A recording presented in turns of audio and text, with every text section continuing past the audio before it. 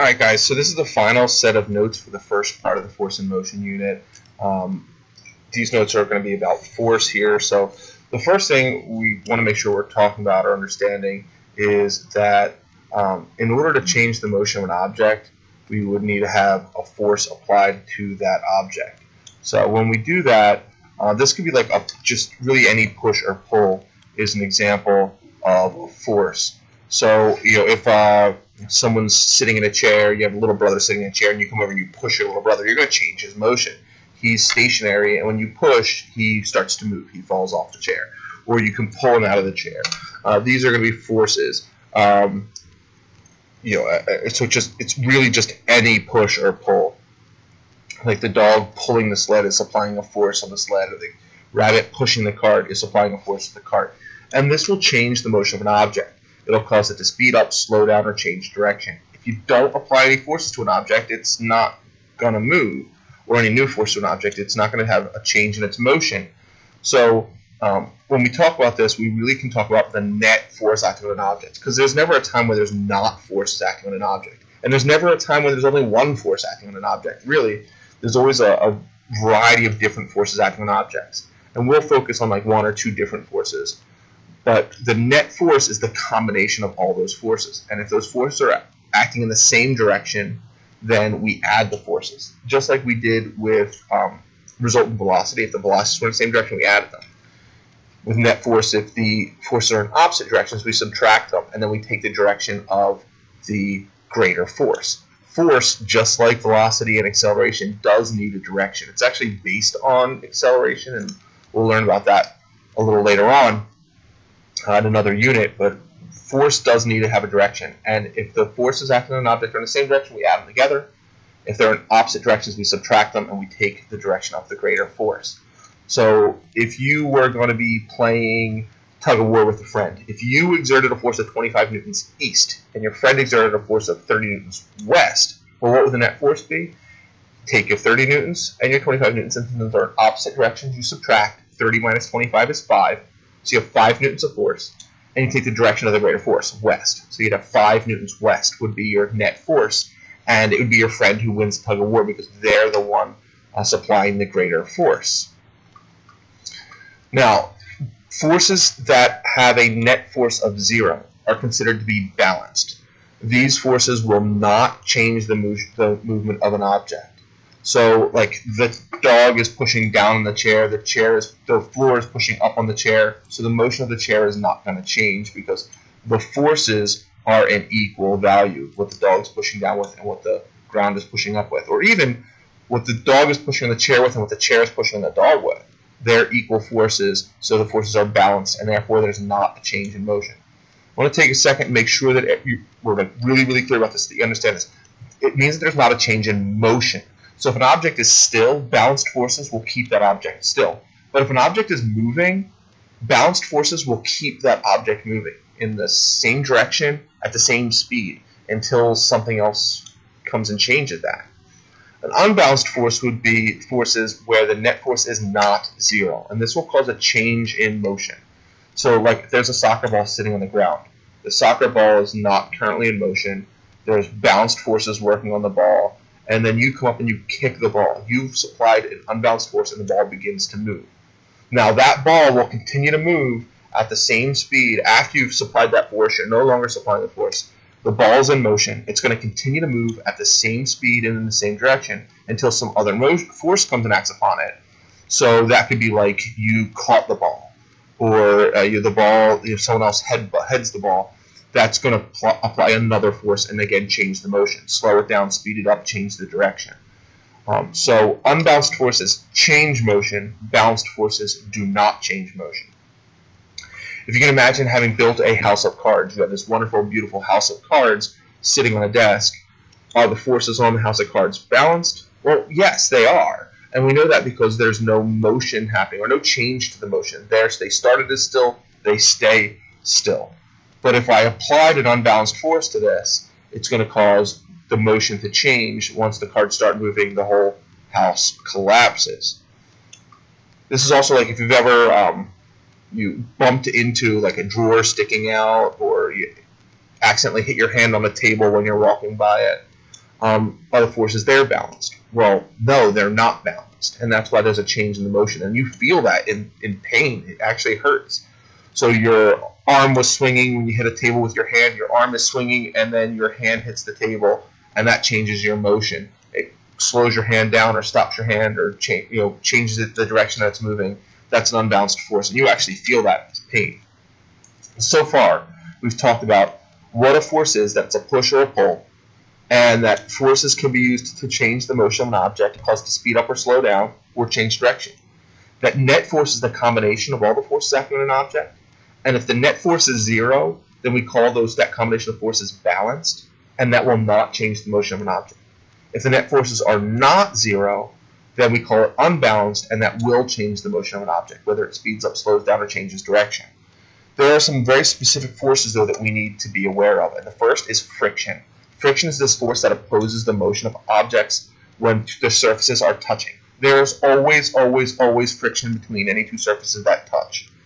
And the surfaces are never, ever, ever, ever perfectly smooth. There's no such thing as a perfectly smooth surface. As we look closer and closer and closer and closer and closer, you would eventually get down to the atomic level. And even at the atomic level, atoms are not perfectly smooth. So you're never going to have something that's perfectly smooth, even if it's only like one atom thick the entire way across. You're just never going to have perfectly smooth surfaces. So these surfaces always have these like little hills and valleys, is what I'll call them. And as the two surfaces rub against each other, those hills and valleys bump into each other, constantly supplying force, unbalanced force, and that we call friction. So friction is why, like, if I push a book across a tabletop, that book eventually comes to a stop. It does the job of taking kinetic, mechanical energy, movement of an object, and converting that to thermal energy. So it slows down and opposes the motion of an object. And the bigger the hills and valleys, the more friction there is between surfaces. And the more force pushing those surfaces together, the greater the friction between those surfaces. So things that have more hills and valleys, or bigger hills and valleys really, have more friction. That means that we have a direct relationship. More hills and valleys, more friction. Less hills and valleys, less friction. So it's direct relationship. Also, increasing the force that's pushing two objects together would increase the friction. That means more force means more friction, and therefore that's another direct relationship. So this is a major piece here that people have a hard time with, is that the amount of surface area between the two objects they're touching does not actually change the amount of friction at all. The amount of friction is determined solely by the size of the hills and valleys and the amount of force pushing those two surfaces together. Now, friction is not always a bad thing. People often think about friction as being bad, but friction is between your feet and the ground is what is responsible for allowing you to move, allowing you to walk. If there wasn't that friction between your foot and the ground, you couldn't propel yourself forward. You'd be churning your legs like you're running, but you wouldn't be going anywhere. It would look like a cartoon.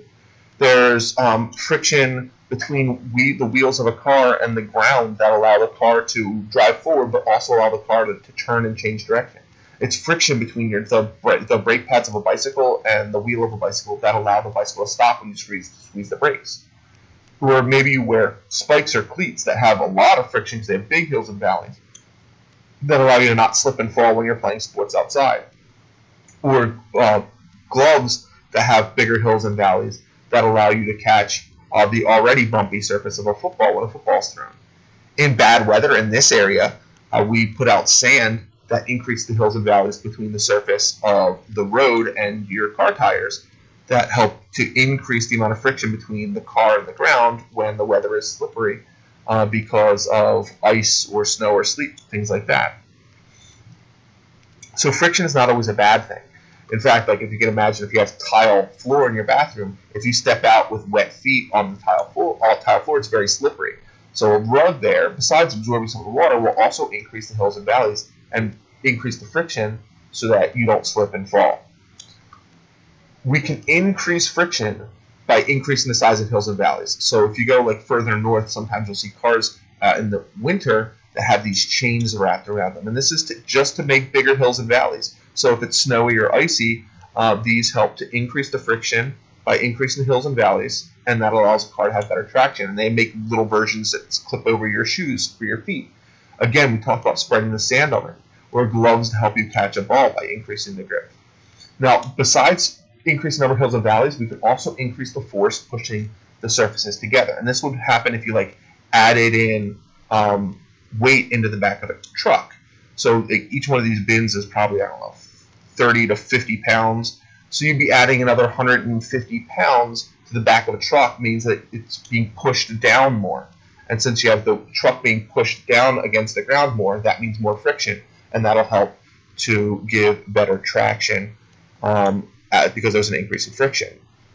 Sometimes we want to have less friction though. If you were building a race car, you would want to have as little friction between the wheels as is reasonably possible, and between the wheels and the ground.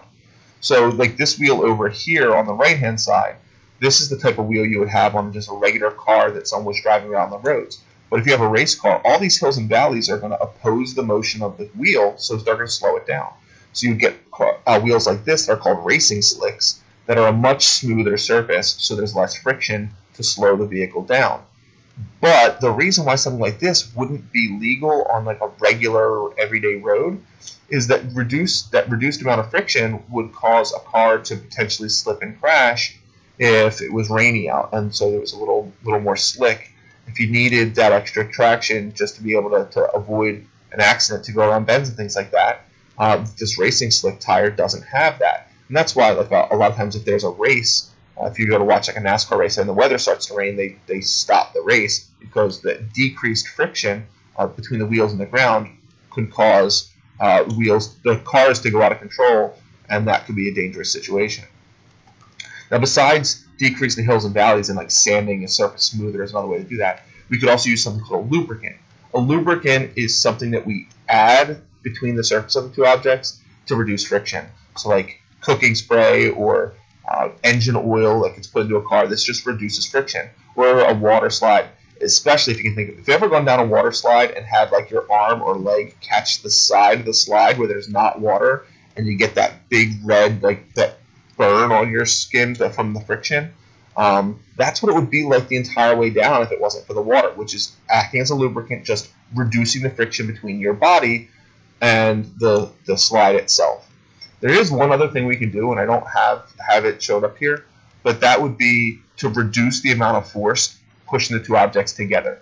So this would be to like reduce the weight. For instance, if it was icy and snowy outside, and I went outside and you went outside, when the weather was bad, there would be more friction between my feet and the ground than between your feet and the ground, because I weigh more, so I push harder on the ground than you do, and that increase in force would increase the friction between my feet and the ground relative to the friction between your feet and the ground.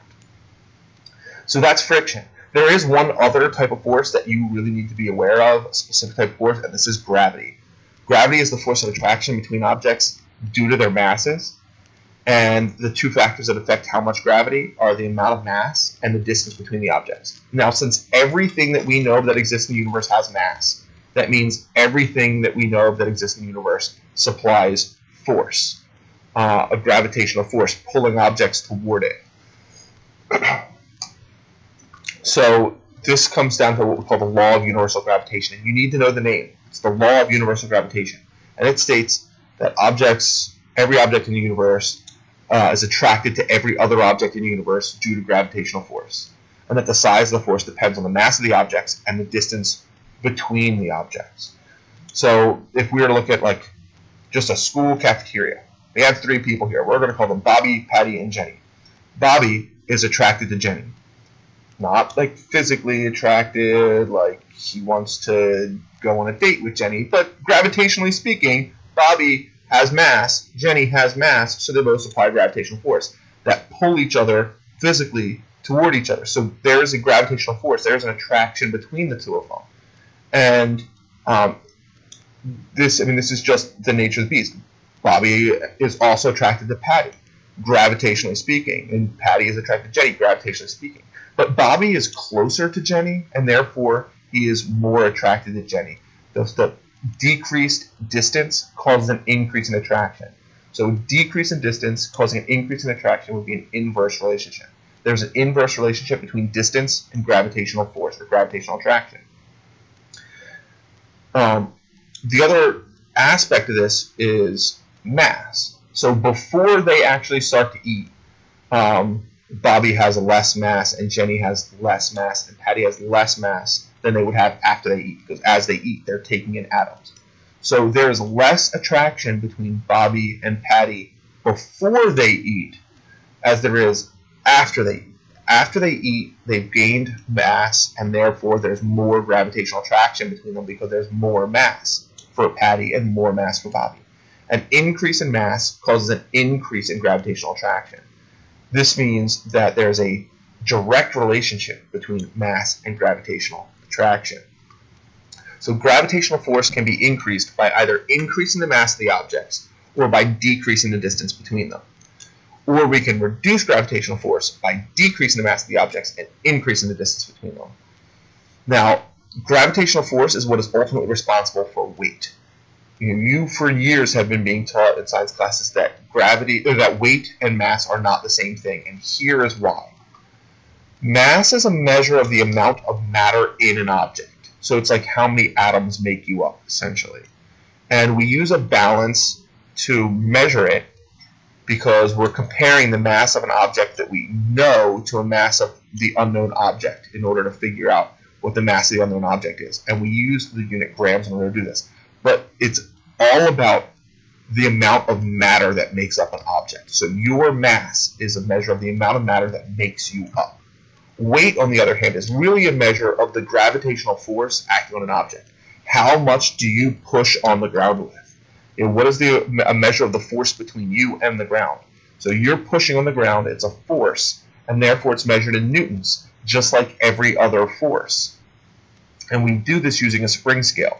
So when you hang something on a spring scale, or when you stand on a spring scale, in this case, this would be one that you would hang on, you're pulling down on here. And the more you pull down, the higher the number reading is. But an increased weight would cause a stronger pull. So the factors that affect weight are the mass of the object and the force of gravity. So if you went to the moon, you would have a different location that has less gravity pulling you to the ground, and therefore would have a lower weight. You can change weight by changing mass or by changing the amount of gravity affecting an object. But you can only change mass by increasing or decreasing the amount of matter in an object. So that's the difference between mass and weight, and why they are different, and why your weight can change, but your mass really doesn't, without taking in new matter. So those are our notes on force. Your test is going to be on in the upcoming week, and will be on speed, velocity, acceleration, as well as force. So you have 2 notes pages, front and back, that are going to be on the test.